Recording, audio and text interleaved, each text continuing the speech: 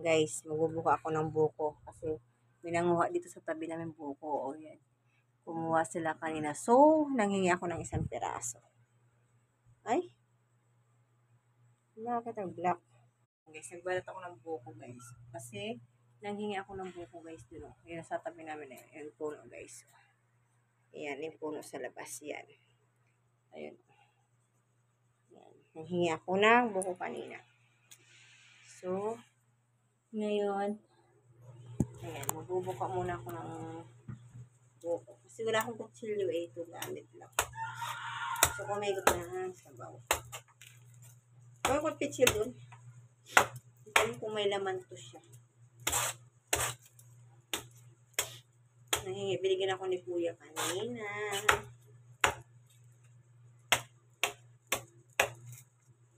Bigyan na. Kuno ko doon ng ano. Kuno ko doon ng wala kasing itak eh. Nasundang. Kaya itong gamit ko. Kutsilyo na lang kayo. Wala mansin. Diba? Oh. 25 years yan. Nagsimbulot si Sin Lubig. Ay, Simbutong. Diba? So, ba bang akong kutsilyo maskin? Ang tamis na sa mga.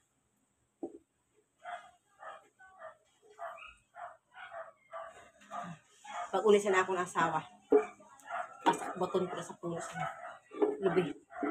Tatakin na naman ang ano. Pinapanghatag nila sa tag-iyak ay di man daw kasi baton. Ikagani naman nangayo ako. Tagan man ako siya. Dapat duha ka sa laki karano man. Sinasakbat kay ang problema, ito yan na akong pagbuka sa ni. Kakayanin ba ini?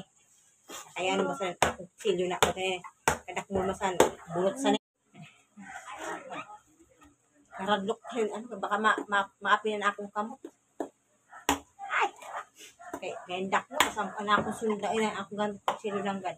Sus, hinagi-agi na. Sapa! Oh! Kaya ko rin labot liwid laki. Ta. Basta lang nagahiwag na kita.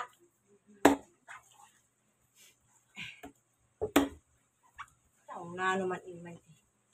Kadak mo sa bunot.